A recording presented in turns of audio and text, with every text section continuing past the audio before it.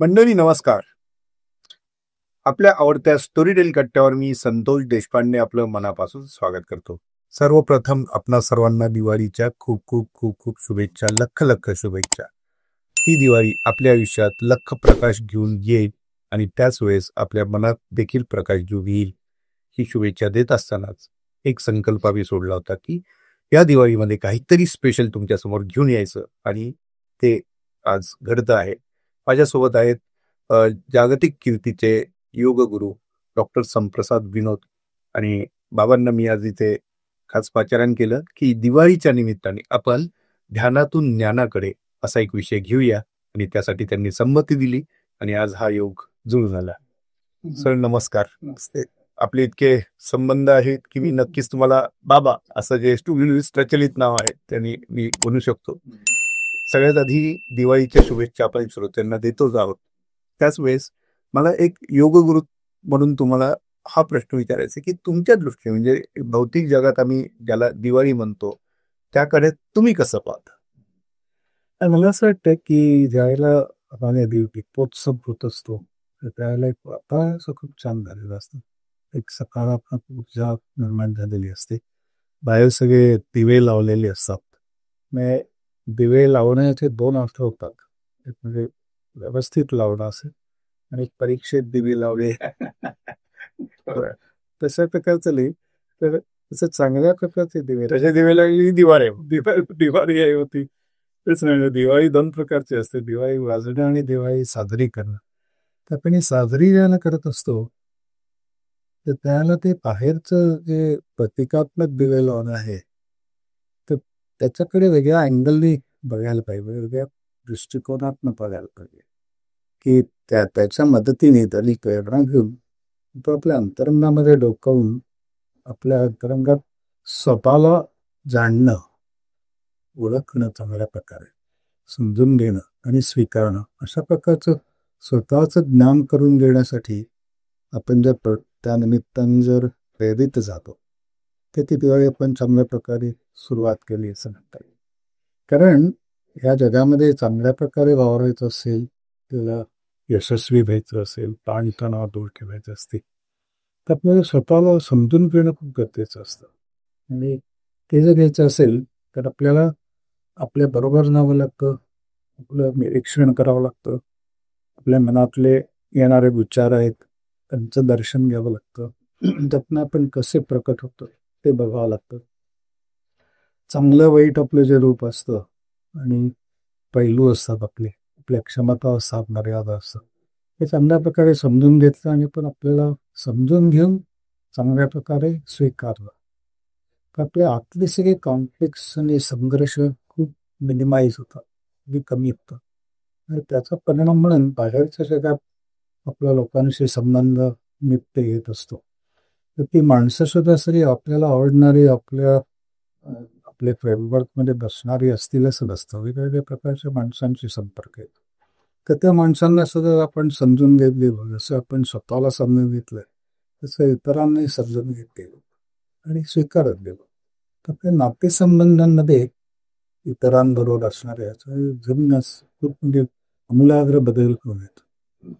नातेसंबंध एकदम सुधारतात आणि समोरच्या माणसाला आपण समजून घेत घेत स्वीकारतो असं जर त्याला संदेश गेला तो खूप मोकळा होतो आपल्याला आणि आपणही त्याच्यावर मोकळे होतो. आणि जिथे दोन्ही बाजूनी मोकळेपणा आहे अशी नाती असतात की फार वेगळ्या प्रकारची नाती असतात.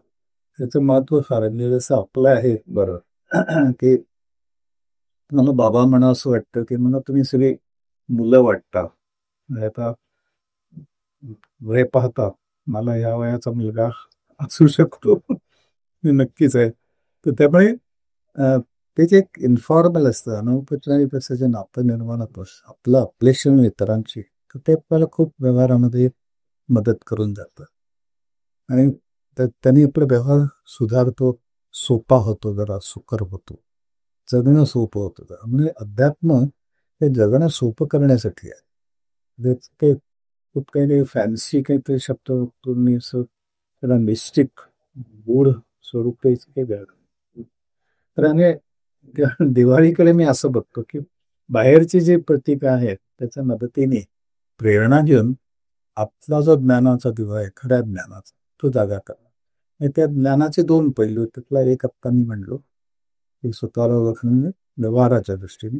आणि दुसरं पहिलं तर असं की आपलं जे स्वरूप आहे, आपल्यातलं जे चैतन्य आहे की ज्याच्या मदतीने सगळं आपल्या हालचाल, शारीरिक हालचाली, मानसिक विचार, भावनिक आविष्कार, बौद्धिक निर्णय हे सगळे ज्या शक्तीच्या साह्याने होत असतात तर ती सुद्धा आपली ओळख आहेच. बरोबर. ती सुद्धा ओळख करून घेण्याची प्रेरणा आपल्याला बाहेरचं जे अनुकूल दिवाळीचं वातावरण मिळालं, जे दीप लावलेले आहे आणि आपण आपलाही दीप म्हणलं तसं व्यावहारिक ज्ञान स्वतःविषयीचं करून घेणं, हा जो दीप प्रज्वलित झालेला असेल त्याच्या मदतीने आपल्याला पुढचा दीपही लावता येऊ शकतो. तर मी स्वतःला खऱ्या अर्थाने जे आपल्याचं जे चैतन्य आहे त्याला ओळख, त्याची अनुभूतीजन्य जाणीव करून ते अध्यात्मिक झालं. आणि ते तितकंच महत्वाचं. आपलं जगणं हे दोन्ही पातळ्यांवरचा समतोल राखत झालं ते खऱ्या अर्थाने योग जगणं. बरं. वा, तुम्ही खूप छान शब्दात ह्या सगळ्या गोष्टींची गुंफण केलेली आहे. आणि खरं तर ध्यान हे आपण ऐकतो की हे मेडिटेशन म्हणजे ध्यान, आणि योगा हे तर अगदी जवळचा सगळ्या संबंध आहे, त्याचाच तो भाग आहे. असं जरी असलं तरी अनेकांना असं वाटतं की स्वतःची ओळख करून घेण्यासाठी ध्यान जर असेल तर ध्यान आणि मन ह्या दोन गोष्टींची आजच्या काळात सांगड कशी घालायची. कारण सध्या सगळं अस्वस्थ जगात आपण वावरतो आहोत सगळेजण. विशेषतः तरुणाई असेल किंवा इव्हन ज्येष्ठ नागरिक देखील असतील, एका अस्वस्थतेच्या गर्तेत आपण आहोत. मन जर आपण म्हणालो तर मनाचं संबंध चंचलपणाची खूप आहे, तो त्याचा स्थायी व्हावा आहे असं म्हणतं. मग ह्या मनाला व्यसन घालून ध्यानाकडे वळवणं हे खूप जिकिरीचं होतं. मग अशा परिस्थितीमध्ये स्वतःतला प्रकाश शोधण्यासाठी मनाला कसं प्रवृत्त करावं, असा एक साधा प्रश्न. असं म्हणता येईल की ध्यान हे कसं साधन आहे की ज्याच्या साह्याने आपल्याला मनाला व्यसन वगैरे नाही घालायची, तर मनाशी मैत्री करायची, त्याच्या बरोबर राहायचं, आपल्या बरोबर राहायचं. आपल्या शारीरिक क्रिया ज्या असतात तर त्याच्यातनं सुद्धा आपल्या अंतरंगाची अभिव्यक्ती होत असते, ते व्यक्त होत असतो. तर ते समजून घेणं, मनातले विचार जे येत असतात त्याचे दर्शन घेणं, त्याच्या मागे दडलेले जे आपण असतो त्याच्या मागे ते दडलेलं असते असं विचाराच्या रूपाने ते प्रकट होत असतं. तर ते जर आपण व्यवस्थित बघत गेलो, जाणत गेलो आणि मैत्रीच्या भावनेने केलं, असं त्याला कंट्रोल करायचं असं मी नाही केलं, तर मन हे लहान मुलासारखं आहे. तर त्याला जर त्यांनी छान समजावून सांगितलं, जवळ बसून तुला त्या पाठीने हात फिरवला बेटा असं नको करू, तर साधारणपणे 99% मुलं ऐकतात. पण तुम्ही जर त्याच्यासाठी व्यसन घातली की तुम्हाला पण खूप जबरदस्ती केली तर तेवढ्यापुरतं ते करतं. नंतर पाठवेळ पुन्हा त्यांचं ते दंगामस्ती असते ती चालू. तसं करू नये. त्याचं कारण असं की तसं पाहायला गेलं तर मन आपल्याला त्रास काही देत नाही. या जगात वावर करत असताना आपल्याला मनाची मदत द्यावीच लागते. कुठली गोष्ट समजून घेत असताना आपल्याला त्याचं कल्पना करावी लागते त्या विचाराच्या संदर्भात. नंतर आपल्याला वेगळ्या वेगळ्या प्रकारचे विचार करून बघावे लागतात, त्याच्यातले निर्णय घ्यावे लागतात आणि सगळ्या बाजूनी परिस्थिती बघावी लागते. तर सगळ्या बाजूनी परिस्थिती बघू शकणं, सगळे पैलू वस्तुस्थिती जी असते आपल्या बाबतीतली, परिस्थितीच्या बाबतीतली, माणसाच्या बाबतीतली, आलेल्या अडचणीच्या बाबतीतली, सगळ्या प्रकारची वस्तुस्थिती बघायला, काय आहे ते बघावं, खरोखर काय आहे बघायला. मला काय वाटतं आणि तुला काय वाटतंच नाही, काय आहे ते बघायला. ते बघण्याची दृष्टी ज्या प्रक्रियेने आपल्याला प्राप्त होते ती म्हणजे ध्यान आहे. नुसतं पण बसवे देवापुढे आणि ध्यान करतो असं नाही. ते आध्यात्मिक पातळीचं जे आहे ते वेगळा विषय आहे. पण योगातलं जे ध्यान आहे तर ते वेगळ्या प्रकारचं आहे. त्याच्याने नुसतं मन असं जबरदस्तीने एकाग्र करून कशावरती तरी स्थिर करणंच नाही. तर तुम्हाला त्याची गोडी लागली, साधनेची गोडी लागली आणि त्याचा परिणाम म्हणून तुम्ही कुठेही वस्तू काही करायचं झालं तर तो तसं तद्रूप होत आहे. मग काय तुमचं सहजपणे एकाग्रता साधते. एकाग्रता तर करावी लागत असेल तर संघर्षाला तुम्ही जन्म देता. मग तुम्हाला अभ्यास करावा असं वाटत नाहीये, पण करताय तुम्ही. जोर लावून करताय. तर त्यात शक्तीचा अपव्यय खूप होतो.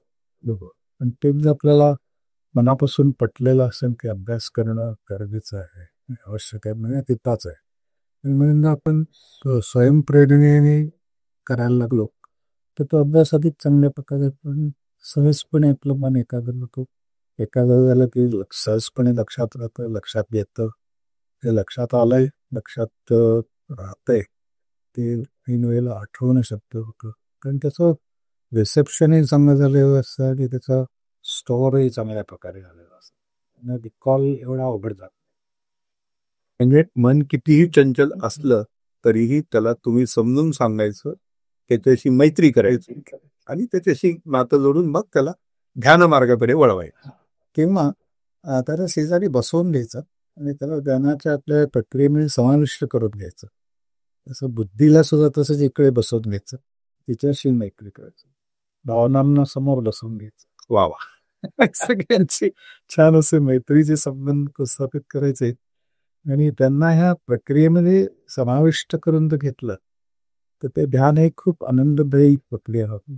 त्यातनं शांती, समाधान सगळं आपोआप मिळायला लागतं आणि तुमचं जगणं ज्यावेळेला शांती, समाधान, आनंद, प्रसन्नता यांनी भरलेलं होतं तर त्याला बाहेरच्या जगातले प्रश्न सुद्धा पुन्हा खूप वेगळे वाटायला लागतात. कारण त्याची दृष्टी बदललेली असते आणि तुम्ही स्वतःही जाणलेलं असतं, सगळ्या अर्थाने आध्यात्मिक अर्थाने जाणलेलं असतं, भौतिक अर्थाने जाणलेलं असतं, स्वीकारलेलं असतं. कारण बाहेरच्या जगात तुमचा वावर हा वेगळ्या प्रकारे व्हायला जास्त सहजतेने व्हायला. मी सहजता हा योगाचा आत्मा आहे आणि ध्यान हे त्याचं साधन आहे त्या सहजतेकडे जाण्याचं.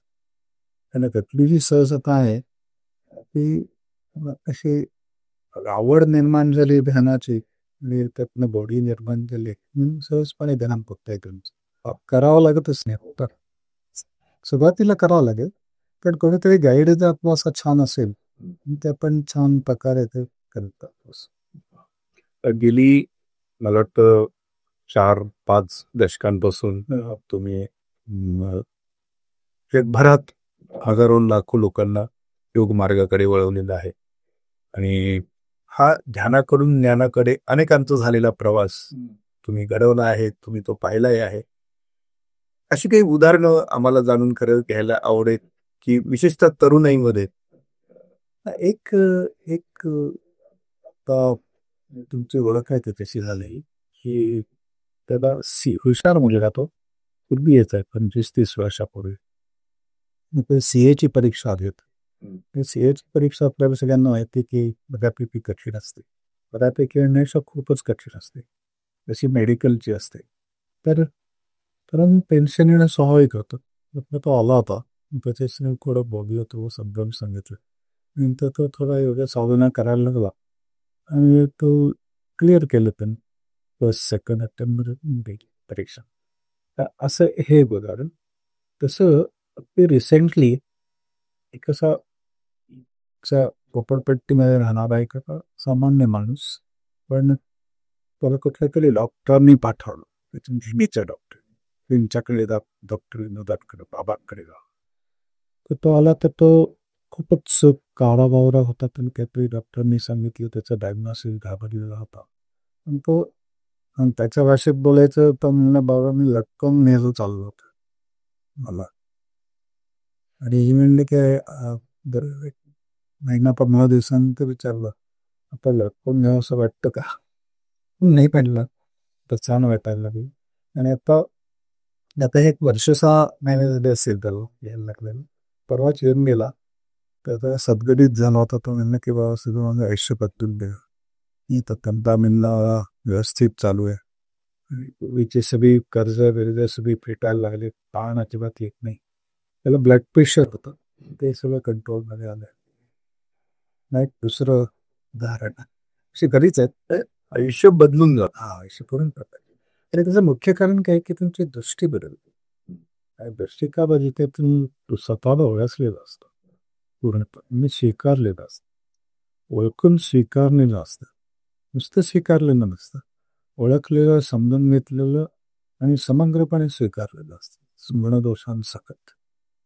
आपण पाहिलं तर एक उदाहरण जे आहे की वाल्मिकी वाल्यापोळी तो सगळ्यांना हेच करायचा ना, अडवायचा आणि त्यांना लुटायचं.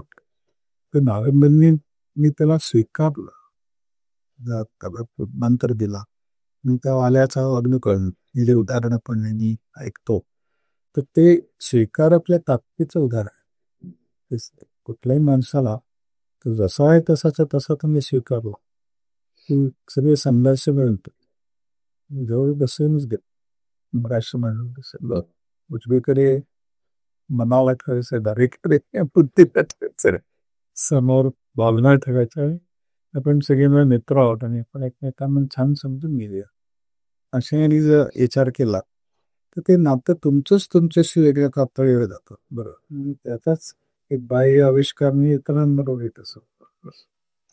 भारतीय योगशास्त्र, अध्यात्मशास्त्र आणि या सगळ्या गोष्टींना खूप आता जगभरात आता एक्नॉलेजमेंट मिळते आहे किंवा त्याचं स्वीकारार्हता वाढलेली आहे. माइंडफुलनेस असा एक शब्द त्यातून प्रचलित झालाय. या सगळ्या सिनारिओमध्ये आणि भारतीय योग परंपरा तर प्राचीनच आहे. या सगळ्या सिनारिओमध्ये जगभरात काय चित्र आहेत? तुम्ही अगदी सुरुवातीला बाबांसोबत, तुमच्या बाबांसोबत कामाला सुरुवात केली तिथपासून आतापर्यंत हा जो सगळा 40-50 वर्षांचा हा जो सगळा टप्पा आहे, त्याच्यात कसं योगाकडे पाहण्याचा जगाचा दृष्टिकोन कसा बनलाय आज? म्हणजे एक कॉमन सगळीकडे जे दिसतंय गेली 50 वर्ष काही बदल झाला नाही फारसा. तो असा की सगळीकडे योगाकडे केव्हा एक व्यायाम म्हणून पाहिलं जाते, ट्रीटमेंट म्हणून बघितलं जाते किंवा फिटनेससाठी बघितलं जाते. आणि त्याचं जी व्याप्ती आहे, खरी जे त्याचं स्वरूप आहे, तर ते पाहण्यासाठी माणसं तेवढं म्हणावं तेवढं प्रवृत्त होत नाही. हे बरोबरच्या दृष्टीतून जातात. अजून एक उदाहरण सांगतो. माझ्याकडे नुकत्याच एक व्यक्ती यायला लागल्या असं झालं असेल तर त्या सांगत होत्या की ते 15 वर्ष एका ठिकाणी जात होत्या आणि व्यायाम करत होत्या. मी ते आल्या ते आम्ही ते ध्यानामय योगासन ध्यानामय अशी थीम वापरतो. तर ते करायला लागले तिथे म्हणजे इतक्या दमल्या त्याच्यात म्हणले की मी 15 वर्ष वाया घालवली मी तिथे आधी यायला पाहिजे होतं असं. तर ते त्याच्यात मी ह्यानी मी म्हणते मी म्हणजे श्रेष्ठत्व उपस्थापित करणं अशा तर नाही, ते योगाच्या शब्दात म्हणते की योगाचं तुम्ही कसं बघता ह्याचं ते योग तुम्हाला देतो. म्हणजे नुसतं फिजिकल करायचं फिटनेस त्याने मिळेल. म्हणजे क्लासिकल पद्धतीने तिच्यात योग साधना जेव्हा म्हणतो तर तशी जर तुम्ही करत गेला तर आरोग्य तुम्हाला जाता आता प्रसाद म्हणून मिळेल. मानसिक असेल, शारीरिक असेल, भावनिक असेल, सगळ्या प्रकारचं असतं. आणि ते जर तुम्हाला तुमच्या प्रॉपर अप्रोचमध्ये ते जर मिळणार असेल आणि ते जास्त चांगलं नाही का. अर्ध्याकडे तुम्ही गेला आणि ते कुणाला राज्य द्यायला तयार आहे आणि तुम्ही त्याच्याकडे 5 रुपये उसने मागितले तर त्यात जो फरक आहे तर ते सगळं द्यायला असं आहे. काहीतरी किरकोळ याच्या ते भागवत आहे आपला. नाही खरं आहे ते. म्हणजे ते दोघांनी जेवढं कराल तुम्ही त्या ज्ञानाचं योगविद्ये करून तेवढं आधीपर्यंत इतके चक्र तुम्हाला मिळत. दोघं नाही त्यांनी शोध घेणं आहे, सतत अंतरंगाचा शोध घेणं, बाहेरचा शोध घेणं, असं अशी ती प्रक्रिया. वेगळे अध्यात्मामध्ये जसं गुरुची गरज असते तसं योगामध्ये देखील असतेच. असते ना, असते. मला सांगतो की मी एक उदाहरण अजून सांगतो की अमेरिकेत इंग्लंडमध्ये मी गेलो होतो. त्याला असं त्यांच्या जिथे हॉलमध्ये कार्यक्रम होता 10 दिवसाचं होतं सेशन. आमचं सेशन झालं ते मला असं एक आतून फिलिंग आलं होतं की कधी वेगळं घडणार आहे दुसऱ्या दिवशी. Strong feeling. दुसऱ्या दिवशी मी त्या अवस्थेत गेलो आणि सगळ्यांच्या जवळ जाऊन त्यांना स्पर्श केला. ही ट्रान्सफर करणं याचा अनुभव दिला. ते 50-60 जणांची होती त्याच्यात एकंदर. तर त्यातले 7-8-10 जण असे खूप सुदृढीत झाले आणि 2-5-10 मिनिटं हमसून राहत राहिले. तुमच्या पाठीवरनं हात फिरवला तर ते अजून जास्त राहतात. काही जणांच्या जवळ गेलं तर मी हात करून ठेवला तर सोडतच राहते. असं ते एक अतिंद्रिय अनुभव करणे नेहमीच्या अनुभवापेक्षा काहीतरी वेगळा. तसं सुद्धा इथल्या सुद्धा लोकांच्या आपली बऱ्याच वेळेला होतं. पण मी साधारणपणे त्याला वेगळ्या पर्स्पेक्टिव्हने बघतो, वेगळ्या भूमिकेतून बघतो. त्याला असं याचं रूप देत नाही, कशाचं दिव्यतेचं रूप देत नाही. तर साधं म्हणतो की अरे आपलं नातं छान आहे ना, म्हणून ते तुला ते अप्रिशिएट झालं. त्याच्यातनं हे काढून टाकतो, डिमिस्टिफाय करतो. तो काय होतं की माणसं अवलंबून राहिलं तुमचं आपलं पाहून बाबा आमच्याकडनं फार हात ठेवून गेलं की झालं असं नाही. ती स्वयंपूर्ण झाली का स्वतःच्या पायावर उभी राहिली. हे शिकवणारं योगशास्त्र आहे. योगशास्त्र तुम्हाला सुरुवातीला जरी गाईड कोणीतरी लागत असला की माझ्यासारखं गाईड असेल तर तो असं सुरुवातीपासूनच बघेल की थोडं चालायला त्याला मदत केली, नळच हात काढून घेतला, धडपडला तर तुला मदत केली, असं होत राहिलं. त्यासाठी ते नातं खूप इन्फॉर्मल साधं सिम्पल असायला पाहिजे. तर मग ते खूप चांगलं त्याची डेव्हलपमेंट होऊ शकतो. त्याचा दैनंदिन जीवनात त्याचा प्रत्यय येऊ शकतो. खूप छान तुम्ही सांगितलं. आणि हा जो सूक्ष्म फरक म्हणा किंवा साम्य देखील आहे या दोन्हीतलं अध्यात्म आणि योगशास्त्रात, ते पण आता खूप साधे छान पद्धतीने आहे आणि सहजता सगळ्या सहजता जपली केंद्र बिंदू आहे त्याचा अपना आहे. पण तुम्हाला असं बाहेर जे चित्र पाहतो आपण ते पाहून काय वाटतं? मला असं वाटतं की या मुलांनी तरुणांनी किंवा कोणी तरुणांनाच आपण नेहमी फोकसमध्ये ठेवायची गरज नाही. मोठी झालेली माणसं सुद्धा नेसेसरीली ज्ञानाने मोठी झालेलीच असतात असं नाही. नुसतंच वय वाढलेलं असतं किंवा असतात लहान मुलंच. आणि तरुण मुलं सुद्धा तशी केपेबल खूप असतात, त्यांच्या क्षमता खूप असतात. पण त्या क्षमता ओळखून किंवा योग्य दिशा देणारी माणसं जर त्यांना भेटली तर मग एका सचिन तेंडुलकर निर्माण होतो, राहुल देशपांडे निर्माण होतात. ते सगळे स्टॉलवर्ड्स असतात, कोणीतरी योग्य वेळेला मदत केलेली असते, त्यांना आधार दिलेला असतो, एनकरेज केलेलं असतं, मोटिवेट केलेलं असतं, पण ते आकार घेत जातो. दुसऱ्या आपल्यामधल्या क्षमता जर आपल्याला चांगल्या कळल्या तर दुसऱ्यांमधल्या कळू शकतात. मी त्याला कशी प्रेरणा द्यायची, आपण आपल्यापासून जरी शिकलेलं असतो तर दुसऱ्यांना ते ट्रान्सफर करणं एवढं अवघड जात नाही. बरोबर. योगाभ्यास हा रोजच्या आयुष्याचा भाग बनवू शकतो, सहज बनवू शकतो. फक्त त्याचा फोकस हा मला त्याच्यात बॉडीपेक्षा निर्माण होईल याच्यावर ठरला पाहिजे. पण ध्यानाची प्रक्रिया खूप साधी सोपी सिंपल असली पाहिजे, खूप कॉम्प्लिकेटेड नाही. सहज कळेल अशी सहज आचरणात करता येईल असतात. त्याचे बाकी बाजूच्या ज्या गोष्टी असतात त्याच्या रिलेटिव्हली कमी महत्वाच्या असतात, तर त्याच्यापेक्षा त्या तंत्रावरती जास्त भर दिला पाहिजे, स्पिरिटही कॅप्चर केलं पाहिजे. नुसतंच काहीतरी मेकॅनिकली ध्यान करण्याने फारसं साधणार नाही. पण जर तुम्ही त्या समज तुमची वाढली, तर ध्यानाविषयीची समज वाढली, एक्साईट आली तर त्या इन्साईटमधूनच गोडी निर्माण, आणि गोडी निर्माण झाली की तुम्ही करालच. ते गोडीच तुम्हाला पुढचं सगळं नित्य करायला प्रवृत्त करेल, बघा नैसर्गिकपणे करेल. पण एखादी गोष्ट आवडायला लागली हे पण करतोच ना. जसं तुम्ही आता हे रेकॉर्डिंग करताय, कितीतरी विषय हाताळता, ते हाताळताना तुम्हाला त्याच्यात गोडी वाटते, तर त्या विषयांना त्याचं तुम्ही अध्ययन करता, तिथे बारकावे समजून घेता, म्हणूनच तुमचे इंटरव्ह्यूज एवढे गाजतात. तर ते सगळीकडेच आहे ना तसं. तुम्ही खोलात गेला तर ते समजून घेतलं तर तुम्हाला एक दृष्टी मिळते, बरोबर, आणि त्याच्या मदतीने तुम्ही चांगलं काम करू शकतो. पण शेवटाकडे येऊया. पण एक फार महत्वाचा पण सगळ्यांच्या दृष्टीने महत्वाचा प्रश्न असा आहे की आपल्या आयुष्यात असा प्रकाश, आतून प्रकाश येण्याच्या दृष्टीने योग काय करतं हे आता आपण जाणलंच. मात्र माझ्या आयुष्यात ते यावं असं ज्या ज्या प्रत्येकाला वाटतं त्यांना असा एक थोडासा ते बोलत नसली तरी एक असा अडथळा वाटतो की पण आता वेळ आहे का? आता ही वेळ आहे का? कारण अनेकांना वाटतं अरे माझी बस चुकली आहे. अनेकांना वाटतं की आता काय याच्या नादी लागतो. म्हणजे वयाचा आणि योगाचा संबंध आहे का? तो योग कधी यावा? ऍक्च्युली खरं खूप लहान वयापासून आपण ते इंट्रोड्यूस करू शकतो. लहान मुलांना त्यांना फक्त जवळ बसवून घेणं आणि मायेने प्रेमाने समजावून सांगणं हे जर केलं तर मुलांपासून हे होऊ शकतं.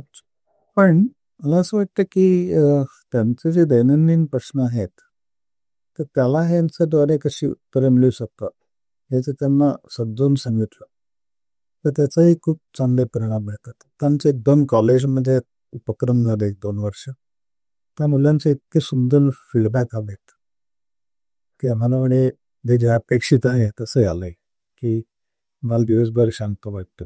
परीक्षेच्या वेळेचा परीक्षेच्या वेळेचा ताण कमी होतो. पण झोप चांगली लागते. तर मला असं जे सतत असं अस्वस्थ वाटत होतं ते कमी झालं. अस्वस्थता कमी झाली. तर मला असं वाटतं की थोडंसं ओपन माइंड ठेवून मोकळं माइंड ठेवून आपण थोडंसं करून पाहायला पाहिजे. ध्यानमय योगासन आहेत आणि त्याची ध्यानमय जगण्यामध्ये कसं रूपांतर होतं त्याची प्रचिती घ्यायला पाहिजे. प्रचितीचं शास्त्र आहे व अनुभूतीचं शास्त्र आहे. मला काही दुसरा पर्याय नाही. हे जरी आपण इंस्टाग्राम आणि व्हॉट्सॲप आणि या सगळ्या सोशल मीडियामध्ये बघितलेले असलो आणि त्याचा सुद्धा आनंद घेत असतो त्याच्यापेक्षा खूप वेगळ्या प्रतीचा फारच उच्च प्रतीचा आनंद आहे.